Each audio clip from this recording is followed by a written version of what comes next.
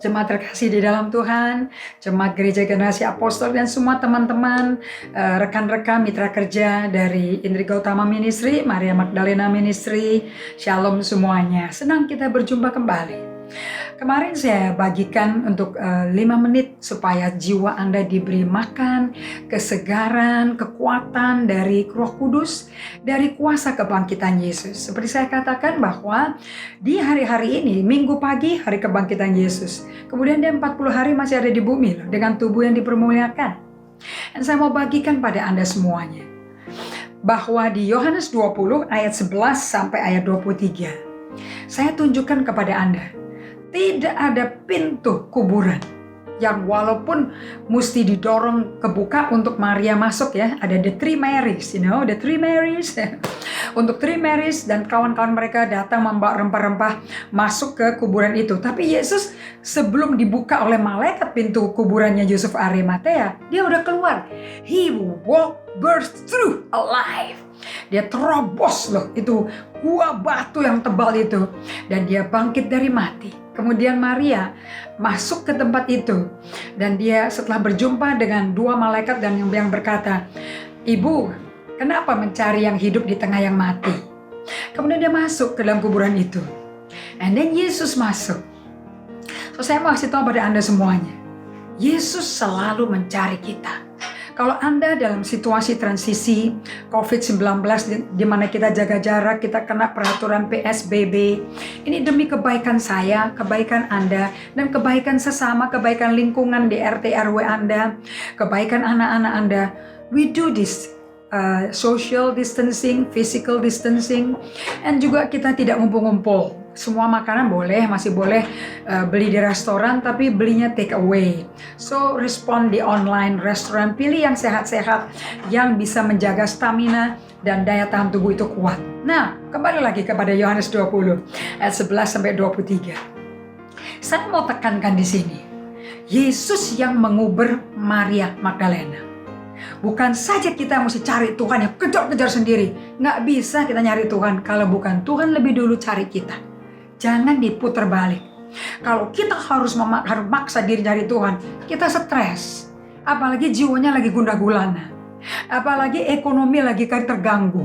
Bagi Anda yang belum di PHK, yang belum dirumahkan dan dipotong gajinya, bahkan yang telah dipotong total gajinya, lagi tunggu COVID-nya selesai, Anda berikan empati ke mereka yang terpaksa harus dipotong gajinya, harus dikurangi jam kerjanya, harus total dirumahkan, bahkan kantor mereka nggak mau kasih gaji dan nggak mau kasih, mungkin nggak disediakan wifi.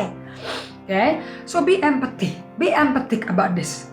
Yesus sangat empati sama kita, sama murid-muridnya ditinggal.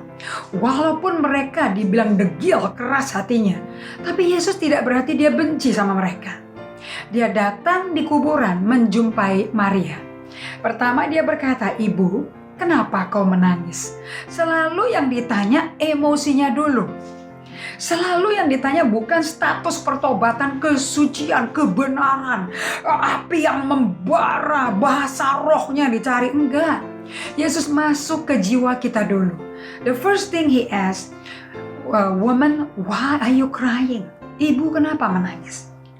Ibu, mengapa engkau menangis? Ayat 13. Dan jawab Maria kepada para malaikat juga. Malaikat bertanya, Yesus juga bertanya. "Tuhanku telah diambil orang dan aku tidak tahu di mana ia diletakkan." Sesudah berkata demikian, ia menoleh ke belakang dan melihat Yesus berdiri di situ. Tapi ia tidak tahu bahwa itu adalah Yesus. Matanya masih terblokir. Ada penghalang di mata kasatnya.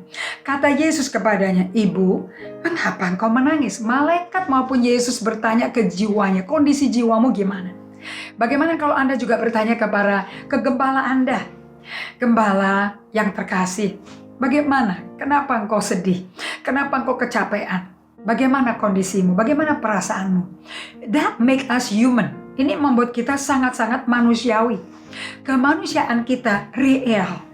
Yes, kita pengikut Kristus. Yes, kita manusia rohani. Yet, kita adalah manusia. Dan itu kalau maka kondisi kemanusiaan kita nggak di-attend dulu, nggak diperhatikan, susah masuk ke alam roh untuk berjalan dengan roh. Oke. Dan Maria menyangka orang itu adalah penunggu taman, lalu berkata kepadanya, "Tuan, jikalau Tuan yang mengambil dia, katakanlah kepadaku, di mana Tuan meletakkan dia, supaya aku dapat mengambilnya." Kata Yesus sebagai penutup ya, "Maria." Satu kata dengan tanda kutip, tanda seru. Maria berpaling dan berkata kepadanya dalam bahasa Ibrani, "Rabuni," artinya guru. Dan kata Yesus, reaksinya Yesus, "Oh, janganlah engkau memegang aku." Berarti si Maria mau lari, mau memeluk Yesus dong. Saking kangennya, saking cintanya, karena dia dilepaskan dari 7 roh jahat oleh Yesus.